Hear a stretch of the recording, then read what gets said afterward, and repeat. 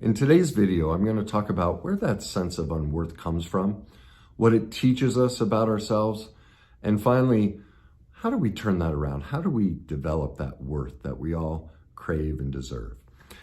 Now, to do that, I'm going to have to be in full disclosure here. This process I'm going to lay out, I really stole from Dr. Gabor Mate.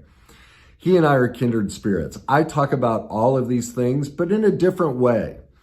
And when I listen to him talk, I'm like, God, I wish I'd have thought about laying it out that way. It's just beautiful and elegant. So if you've never heard of Dr. Gabor Mate, I urge you, go become an expert in his stuff. He's just beautiful and elegant with everything he does. So while I've talked about all of these concepts, I'm going to use his model because ultimately, whether it's me or somebody else, what matters is you get great information. And so I'm going to share that with you. Now, before I get started, I'm going to read a quote. This is from a teacher that he follows that has meant the world to him. And I'm going to start with it because I want it as a frame of reference before we get through anything else, because it'll help you absorb kind of the depth of what I'm about to discuss and make it more palatable and help you resonate more deeply with it and actually put it into place in your own life. This is a quote from A.H. Almas, who he considers one of his greatest teachers.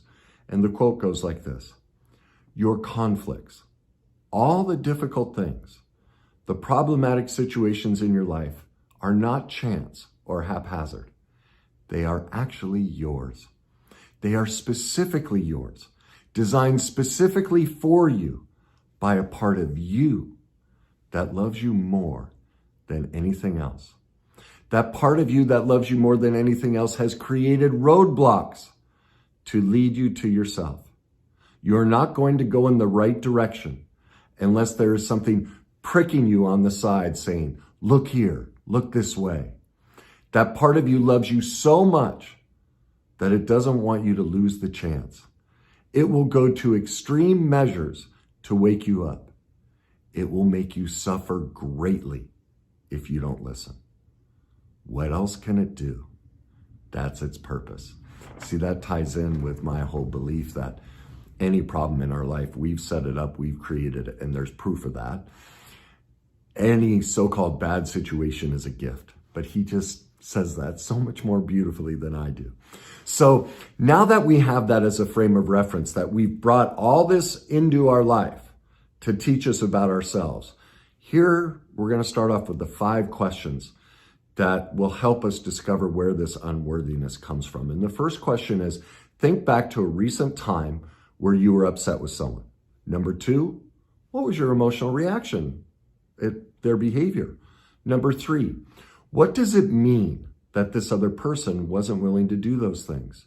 Number 4, are there possible alternative reasons as to why they wouldn't do them? And number 5, what does this teach us about ourselves? Now, to illustrate these 5 questions, I'm going to bring up a story from my life. I think that's the easiest way to do it. And the story that popped into my mind that would fit this model, every story does, but would really resonate with you, is from my second marriage. I talk about this in my book. We were going through some difficult times, and my ex-wife had started a business in Seattle, and she developed an emotional affair with her business partner. And so I made a request that we go talk to it about it with our counselor. And as I laid it out, my thoughts and feelings, and I made the request, look, I need this to end. This has to stop. And she said, well, this is your issue. You have to get over this. This is codependence, and you're trying to control me. And I'll do it for 6 months, but if you're still struggling with it, that's on you. Well, what was my emotional reaction? Rejection, hurt, anger, frustration, felt invisible, abandoned, neglected, unheard, unseen, every imaginable reaction we could have, all right? Question number 3, what does it mean that they didn't do these things for me? Well, what it meant to me was I was unlovable. I was unworthy. That if this person really cared, if I really mattered, they would change. They would be different for me. Now, number 4, are there other possible reasons that she decided to respond that way? Besides me being unworthy and unlovable? Well, of course there are. She had her own needs and wants. She had spent her life in childhood in poverty. This was an opportunity for her to get everything she wanted. What are other possible alternatives? She was seeing that her morals and values had changed, that maybe she wanted to move in a different direction. Do you see? I could go on and on with all these other possible alternatives, and not a single one of them has anything to do with me. See, that's what happens, whether it's a friend who doesn't show up on time for dinner, or a child who doesn't come over and say, I love you, Mom. Whatever it may be, a relationship where there's an affair or an addiction or something that's always more important than us. The reasons that they're doing it almost always have absolutely nothing to do with us. And so we've picked this pain, this situation, to teach us about ourselves. So here's 7 questions to help you navigate what it might be teaching you about yourself. The first one is, do you see that in all of these situations, we're reacting out of our perception of what reality is, not what reality is? See, my perception was I'm unlovable, I'm unworthy, I'm being neglected, all these terrible things. But the reality was, my ex-wife was correct. I was being codependent. I was controlling and saying, you need to be what I want. Otherwise, I can't love you. Also, the reality is she was just pursuing her own morals and values, needs and wants, negotiables and non-negotiables. She gets to do that. She was meeting her own needs. My perception of the reality was completely wrong. And it was all based on what? My sense of feeling no worth. That's number 1. Number 2, do you recognize that in every one of these situations, we always choose the worst possible outcome, and we always choose an outcome that says we are unworthy? Have you noticed that? Think through all of your hurtful situations and how we always ascribed that they're doing this because I'm not good enough. I'm not worthy. Or we go the one-up power position, go, well, they're bad, which is false empowerment.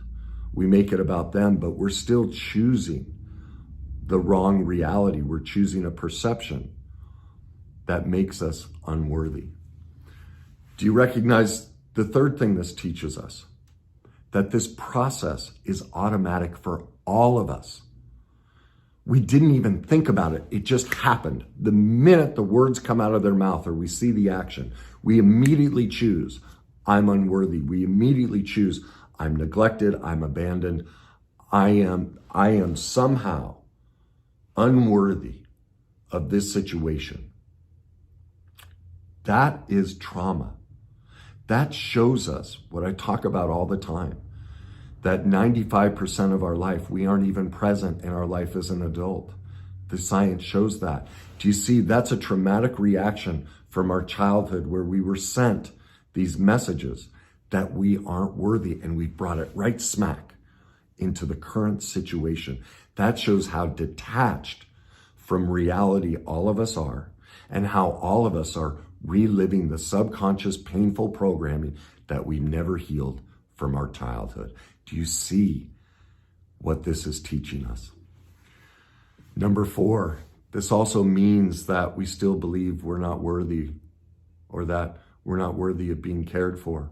That still brings up that sense in childhood when our parents couldn't be there for us, when they were perfectly imperfect.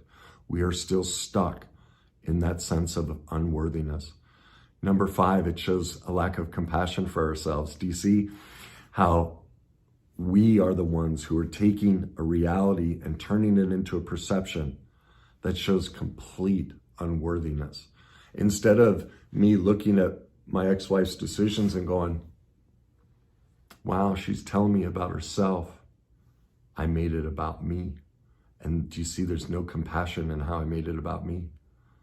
I rejected both of us in that moment. That's a complete lack of compassion for myself.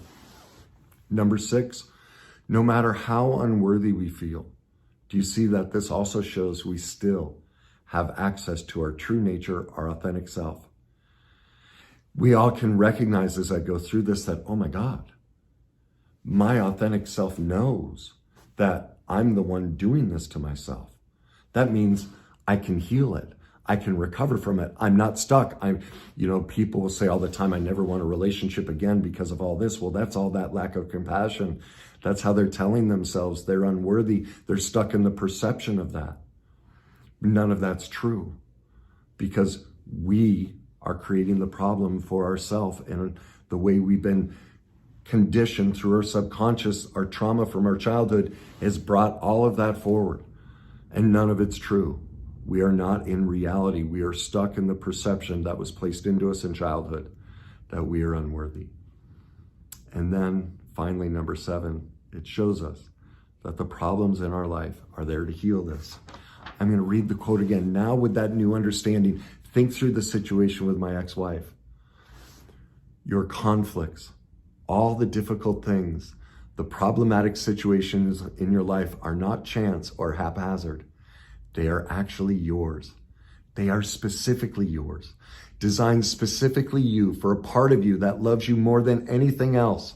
That part of you that loves you more than anything else has created roadblocks to lead you to yourself. You're not going to go in the right direction unless there's something pricking you on the side saying, hey, look here, look this way. That part of you loves you so much that it doesn't want you to lose the chance. It will go to extreme measures to wake you up. It will make you suffer greatly if you don't listen. What else can it do? That's its purpose.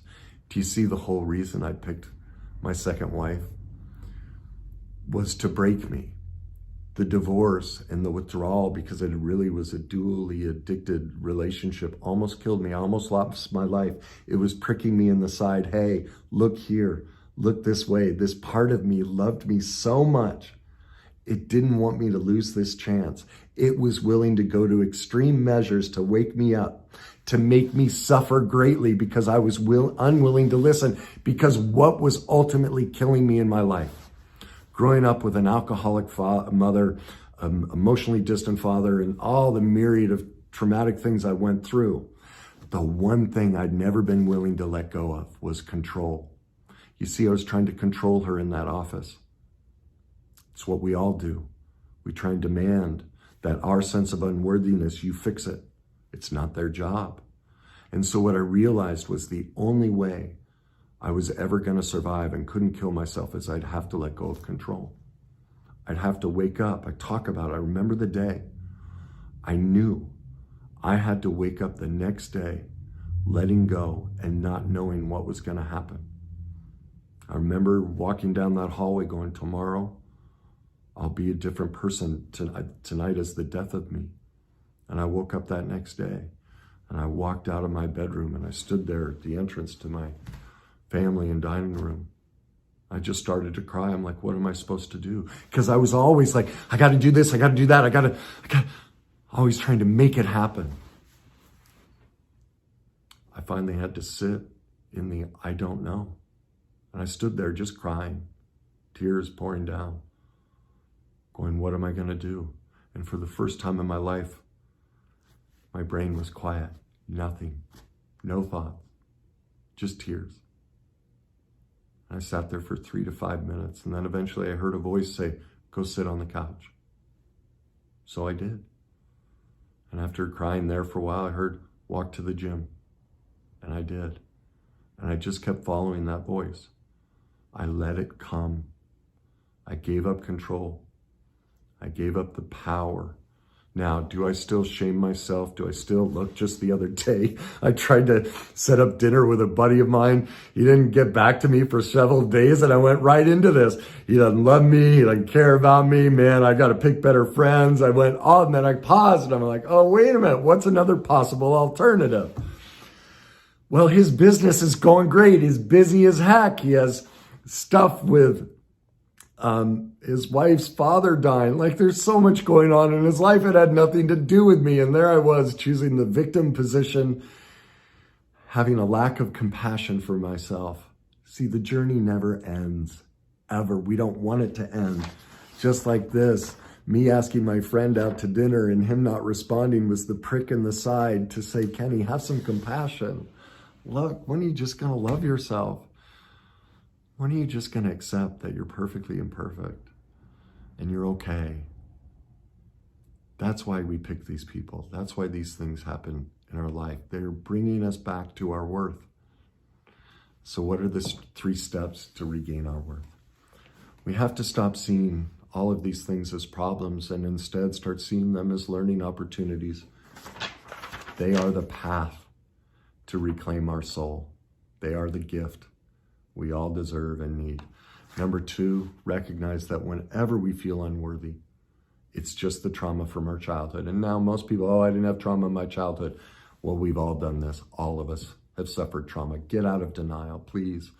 Start being compassionate with yourself. Your denial of your childhood trauma is killing you. It's not loving to you or your parents or anyone else. It robs you of that love for yourself and feeling of self-worth because it's all trapped back there. It's all trapped behind that pain. And number 3, make a choice to learn how to heal our childhood pain and change those subconscious messages that are replaying, that in every one of these situations, we turn it and victimize ourselves and make ourselves the problem and unworthy when none of it is ever, ever true. It's just a perception based on unhealed trauma that was placed into us, but we can all access our authentic self. We don't have to carry that anymore. So there you go. I hope that helped you. If you think it'll help others, please share it. Leave me your comments. And if you haven't already, please subscribe. And as I always say, enjoy the journey.